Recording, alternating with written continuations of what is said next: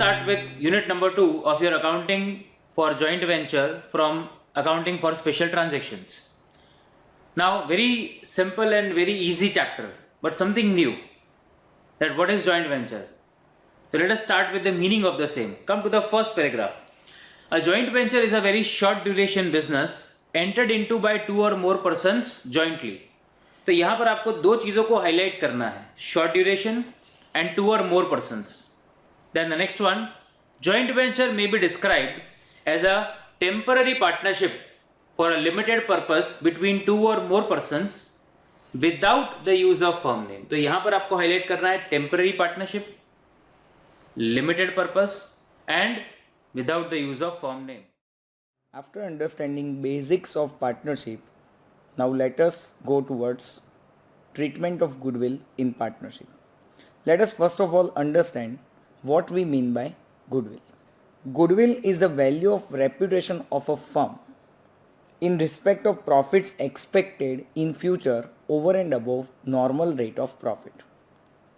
The implication of the term over and above the normal rate of profits indicates that there is always a certain normal rate of profit earned by similar firm in the same locality. The excess profits earned by a firm is maybe because of its locational advantage.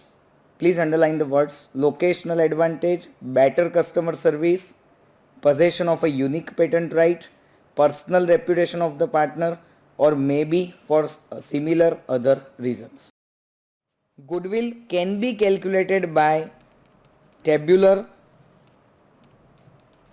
format like this, or it can be calculated like this: goodwill is equal to super profit multiplied by cumulative present value factor at the rate of 10%.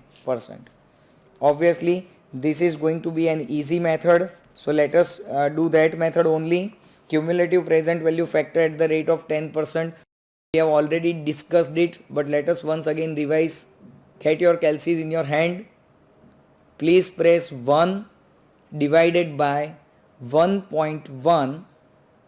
As this is 10%, we need to divide it by 1.1, or you can say 1.10. Press equal to for the second time, for third time, for fourth time. As here we need to find out annuity or present value factor for 4 years, that's why total for 4 times. And now please press gross total GT. You must be getting 3.1698. It must be 3.1698. So the amount of goodwill is 13868. So the option C is the correct answer. Let us start with the first one, economics as a science of wealth. This category of definition got started with father of modern economic science, Adam Smith. In the year 1776, he wrote a book by the name An Inquiry into the Nature and Causes of the Wealth of Nations. It is more popularly known as The Wealth of Nations.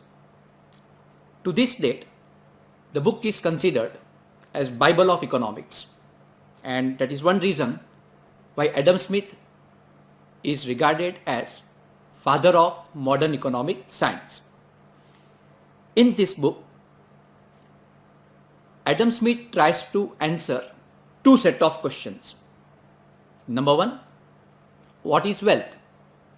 And number two, why are some countries more wealthy compared to other countries? Or in short, why are some countries rich and why are some countries poor? His whole and soul focus was on one word, wealth. He says economics is a science which studies acquisition, acquiring, collecting, accumulation, increasing, and expenditure, spending of wealth. I repeat three words, three important words. According to Adam Smith and economists who subscribe to his version, like J.B. Say, he also was of the same opinion.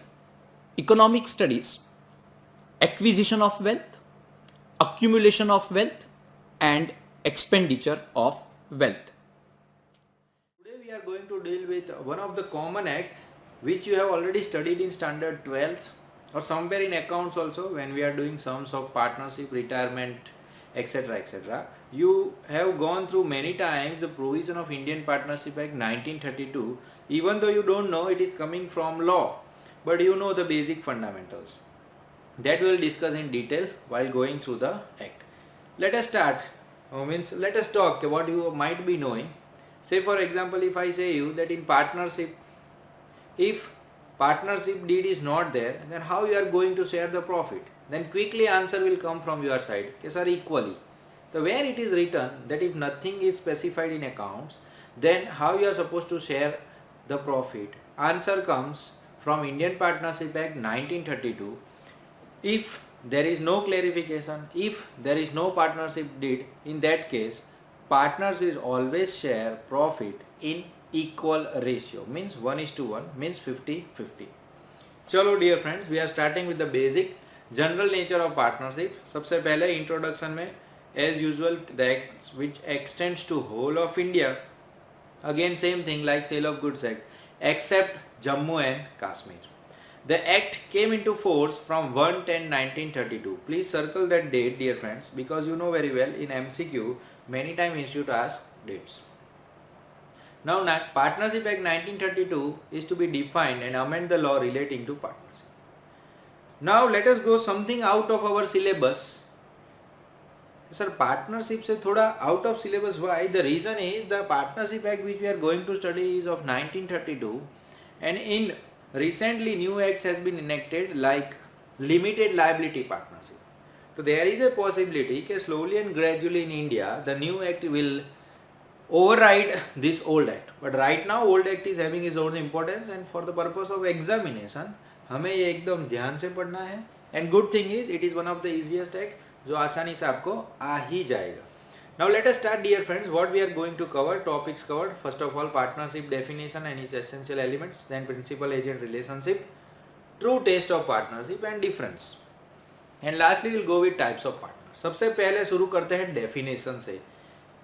यहाँ पे I would suggest if you can remember section 4 partnership says a relation between two or more person who have agreed to share the profits of business carried on by all or any of them acting for all.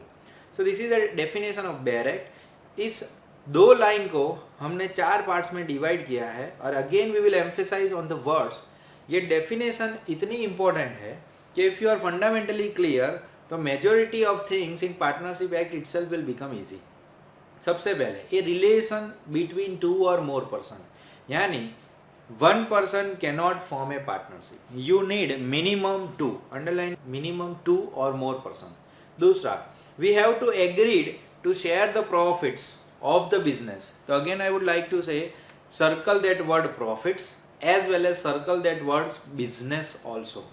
यानी सबसे पहले partnership के लिए you need one business. Another important thing is whatever you will get it from business, either there is profit or there is loss, you need to share. Share means share among the partners. अगर आप दो partner है तो equally, अगर आपने ratio define किया है A will take 80%, B will take 20%, then the ratio will be 8:2. Then carried on by all or any of them acting for all. Write down into bracket mutual agency. ये क्या हो रहा है dear friends? One of the most important line of the definition is carried on by all or any of them acting for all. What does this line explain? This explains that चारों partner में से या पांच partner जितने भी partner है उसमें से एक पार्टनर भी अगर कोई XYZ ट्रांजेक्शन में डील किया, then automatically rest of partner are also binded to that transaction. You cannot say that this particular transaction was done by partner A, so if something wrong happens then penalty should be given to partner A only. ऐसा नहीं है. See, this is something you are going as a team team together means even if one partner makes some error, rest all automatically will be liable. Of course ये सब चीज हमें detail में पढ़नी पड़ेगी, that we will study in unit 3, but this is all basic fundamental about definition. Now this definition, important words we are highlighting as explained below. Partnership consists of following elements. Agreement must be between two or more persons, which is highlighted in bold. Next is there has to be some business. The third one is business must be carried on by all or any of them acting for all. And the last one is agreement must be there to share the profits. Now let us understand, dear friends, definition in detail. सबसे पहले underline कीजिए essential में agreement. What exactly is agreement? Whenever there is a proposal and it is accepted by someone, it becomes an agreement. Now question may arise in your mind कि क्या sir हमें partnership करना है तो एक agreement करना जरूरी है? तो आंसर इज नो. आप ओरली भी पार्टनरशिप कर सकते हैं और रिटर्न भी कर सकते हैं. तो लॉ हैज नॉट डिफाइंड कि partnership deed has to be legal, it has to be on legal paper, it has to be notarise. ऐसा कुछ भी लॉ में लिखा नहीं है. यानी दो दोस्त साथ में बैठ के प्लान बनाया कि let us start a taxi business from Ahmedabad to Rajasthan, from Gujarat to Rajasthan. In that case अगर कोई भी रिटर्न एग्रीमेंट नहीं है, then also it is a valid partnership. But still, as we are learning law, we need to understand the basic concept. Oral agreement भी चलता है, written भी चलता है, but it is always advisable that agreement is written. Question arises कि sir क्यों written करना चाहिए? क्योंकि if in future there is some dispute, वो दोस्तों के बीच में दरार आ गई, तो फिर साबित कैसे करोगे कि what was the profit sharing ratio, was 50-50 or 80-20 or 70-30? In that case, if something is written, it will work as a proof in court of law. क्योंकि कानून की दुनिया में जो लिखा हुआ है सिर्फ उसे माना जाता है. आप oral बोलोगे, they won't believe it. So that we need to understand, dear friends. Oral agreement and written agreement both are valid, but written is always advisable because it will work as an evidence in court of